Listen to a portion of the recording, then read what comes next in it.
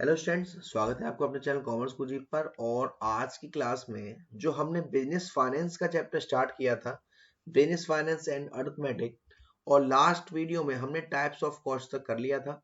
आज हम उससे आगे करने वाले हैं, यानी कि टाइप्स ऑफ कॉस्ट से आगे।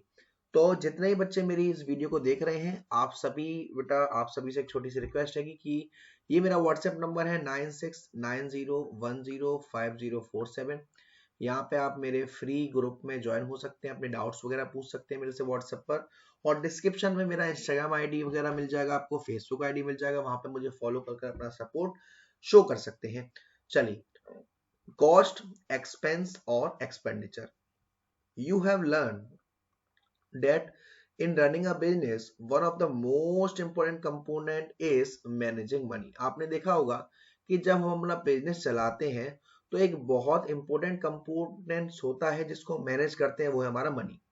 We saw in the cash register chapter some of the ways of inflow and outflow of money। हमने देखा था कि पैसा हमारे पास आ रहा था और पैसा हमारे पास से जा रहा था। बाबू का रिचार्ज करवाया, पैसा आपके पास से गया, बाबू ने आपका रिचार्ज करवा दिया गलती से, खैर वो तो हो नहीं सकता, लेकिन जब आपके पास से पैसा आ रहा है तो उसको कैश इनफ्लो कहेंगे, और जब आपके पास से पैसा जा रहा है तो cash outflow.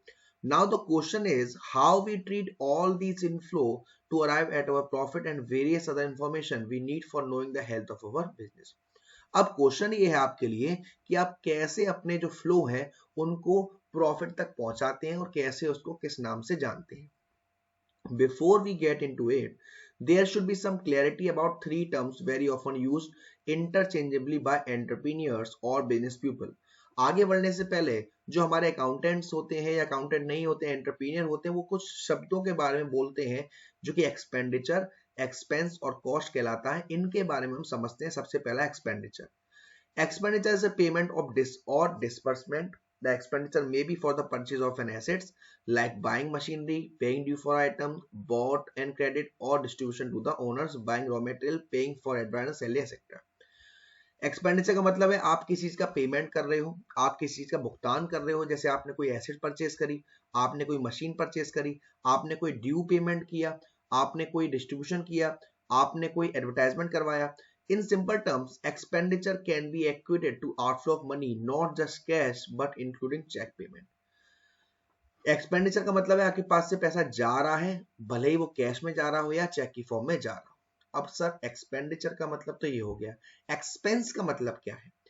An expense is the value of the resource that was used up or was necessary in order to earn the revenue। expense का मतलब है अगर आपको अपनी चीज का फायदा उठाना है, अपनी चीज से पैसा कमाना है, तो और आपको क्या करना पड़ेगा। For example, cost of the goods that were sold during the period are considered to be expense along with other items such as advertising, salary, interest, commission, rent and so on। जो भी आपका जो cost of goods sold है, जो आपने माल को बेचने में किया, वो आपका क्या है? एक्सपेंस है। अब उसको बेचने के लिए हमने क्या क्या किया? प्रचार करवाया, सैलरी दी वर्कर को, इंटरेस्ट दिया, कमीशन दिया, रेंट दिया। अब यहां पर आपको दिक्कत हो रही होगी सर कि अब हम समझ नहीं पा रहे कि एक्सपेंस क्या है और एक्सपेंडिचर क्या है। यहाँ पे आपको दे रखा है, here's one example to illustrate the difference between expense और expenditure। A company make an expenditure of 5 lakh to purchase equipment। Company ने एक इक्विपमेंट परचेस किया 5 लाख रुपए का। अब the expenditure occur on a single day and the equipment is placed in services। Assuming the equipment will be used for 10 years, part of the original expenditure in buying the equipment will be reported at depreciation expense of 50,000 per year। आपने किसी assets को purchase किया इकट्ठा, वो आपका expenditure हो गया। अब आने वाले टाइम में जो उस पर डेप लग रहा है या उस पर एक्स्ट्रा खर्चा हो रहा है, वो हमारा क्या कहलाएगा? एक्सपेंस। एक और एग्जांपल लेते हैं। Another example is the area of buying raw material because of price consideration, minimum order quantity और economic order। the company buy and pay for say 1000 raw material 6000 per ton। यानी कि 1000 raw material मंगा रही है और 6000 पर ton है, तो दोनों को मल्टीप्लाई कर दिया, आपका आ गया 60 लाख। ये 60 लाख आपका क्या हो गया? एक्सपेंडिचर हो गया। अब इस 60 लाख को during the month 400 ton of raw material was used up to produce and sell company. उस मंथ में 400 टन यूनिट जो रॉ मेटेरियल था वो यूज हुआ बेचने के लिए, तो ये जो खर्चा वो हमारा क्या है? एक्सपेंस है। तो शायद अब आपको थोड़ा क्लियर हुआ होगा कि expenditure is the outflow of money for the purpose of making various payment, although expenditure and expenses दोनों एक तरीके से, लेकिन उसमें थोड़ा सा डिफरेंस रहता है। जो आपने अभी के लिए गुड्स कंज्यूम किया या आपने सर्विसेज देने के लिए या प्रोडक्ट को बेचने के लिए जो खर्चा किया वो हमारा क्या कहलाएगा, एक्सपेंस कहलाएगा। अब आता है सर कॉस्ट में और एक्सपेंस में क्या डिफरेंस है। These terms are not clearly defined by the Financial Accounting Standard Board। ये जो टर्म्स हैं वो फाइनेंशियल बोर्ड ने आपको अच्छे से डिफाइन नहीं करे गए हैं। So the explanation given here are derived from common usage. तो हमारे पास जो हम इसको डिफरेंशिएट करेंगे, आपको समझाएंगे, वो बेसिकली यूजेस के टर्म पर ही समझा पाएंगे। तो expenses are incurred. Technically, an expense is a specific accounting event related to the outflow of cash. Expense simply record the event and used to understand what happened from an accounting perspective। भाई expense का मतलब क्या है कि क्या हुआ, नुकसान हुआ, पेमेंट हुआ, सेल हुई, परचेज हुई, उसके हिसाब से एक्सपेंस निकाला जाता है। Cost is a derived value of money consume to produce a current और future outcome. Hence cost provide management a decision supporting view. Cost का मतलब है कि आप किसी चीज को बेच रहे हो तो उसको बनाने में कितना खर्चा लगेगा, वो हमारा क्या कहलाएगा, कॉस्ट कहलाएगा। तो आपको कपल ऑफ एग्जांपल्स दे रखे हैं। In a factory there are 3 product being manufacture. एक फैक्ट्री में 3 प्रोडक्ट मैन्युफैक्चर करे जा रहे हैं। प्रोडक्शन यूनिट है उसका 50%, 30%, 20%। रेंट है 50,000 per month being paid for the factory. ये क्या है, एक्सपेंस है। ये क्यों पेड किया जा रहा है सर, ये इसलिए पेड किया जा रहा है ताकि हम यहाँ पर प्रोडक्शन करेंगे। The amount is then allocated between the 3 product. भाई 50,000 है और 50,000 कैसे कैसे बटेगा, 25,000 इस पर, 30 वो 15 इस पर, 10,000 इस पर। ये अमाउंट क्या लगा हमारा स्पेस कॉस्ट। स्पेस कॉस्ट का मतलब खर्चा तो हो रहा है, अलग अलग चीज के लिए जो खर्चा हो रहा है, जगह के लिए जो खर्चा हो रहा है, हमारा कॉस्ट कहलाता है। ठीक है ना।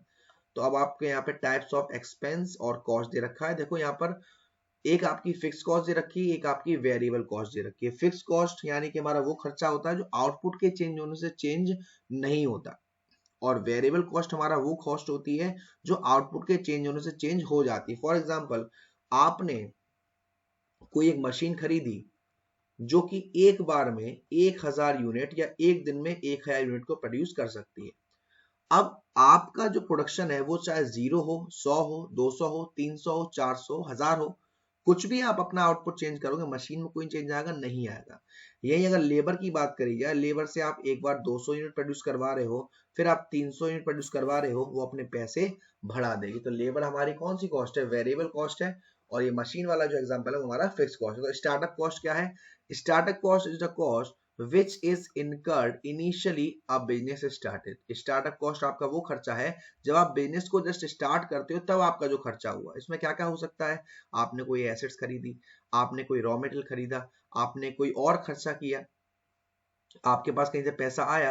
This part of the startup expense is known as working capital. ये जो खर्चा हो रहा है, जो शुरुआत में हो रहा है, आप अपने बिजनेस को स्टार्ट करने के लिए जो भी खर्चा कर रहे हो, वो आपका क्या कहलाएगा, स्टार्टअप कॉस्ट या working capital. All these expense occur from the time when you start the planning and preparation many months before the actual operation begin. ये सारे खर्चे आपके जब से चालू हो जाते हैं, जब से आपके दिमाग में जस्ट आइडिया आया कि हाँ यार मुझे बिजनेस को स्टार्ट करना है। तो स्टार्टअप को हम वन टाइम यूज भी कह सकते हैं। We prefer startup to one time as soon of this term startup phase में again by purchase the near future. तो यहाँ पर आपको दे रखा है कि following is a list of some of the item to be bought to start your business. भाई आपको अपना बिजनेस को स्टार्ट करना है तो आपको क्या क्या चीजों की जरूरत पड़ेगी, जगह की जरूरत पड़ेगी, बिल्डिंग की जरूरत पड़ेगी, कंप्यूटर की जरूरत पड़ेगी, इक्विपमेंट की जरूरत पड़ेगी, मशीनरी की जरूरत पड़ेगी, व्हीकल्स की जरूरत पड़ेगी। तो ये सारी चीजें हैं जो आपको स्टार्टअप में जरूरत पड़ती है। बाकी सारी डिटेल दे रखी है।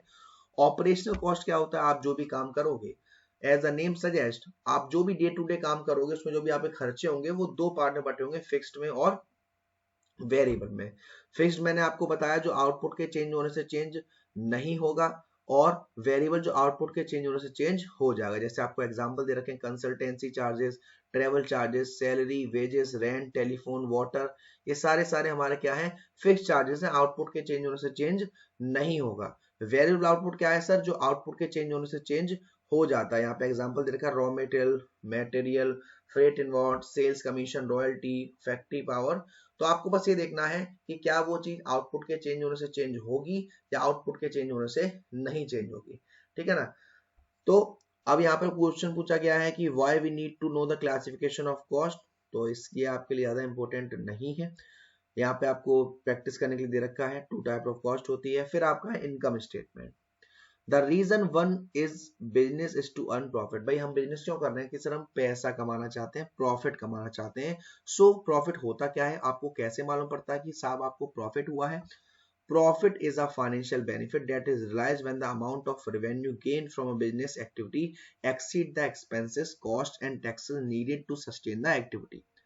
आपको प्रॉफिट हुआ, आपको प्रॉफिट जब मालूम पड़ता है सर, जब आपका जो खर्चा हुआ है उसमें से जो भी पैसा आपके पास, जो आपने बेच के आया, आपके पास जो रेवेन्यू की फॉर्म में आया है, उसमें से आपने सारे अपने कॉस्ट को माइनस कर दिया है, सारे एक्सपेंसेस को माइनस कर दिया है, सारे टैक्स को निकालने के बाद जो पैसा आपके पास बचा वो आपके क्या है, प्रॉफिट है। Statement that enable us to determine the profit over a period of time is known as profit and loss account। वो स्टेटमेंट जो आपको बताता है कि आपको प्रॉफिट हुआ या लॉस हुआ, वो हमारा प्रॉफिट एंड लॉस स्टेटमेंट या इनकम स्टेटमेंट भी कहते हैं, और उसको हम स्टेटमेंट ऑफ ऑपरेशन भी कहते हैं।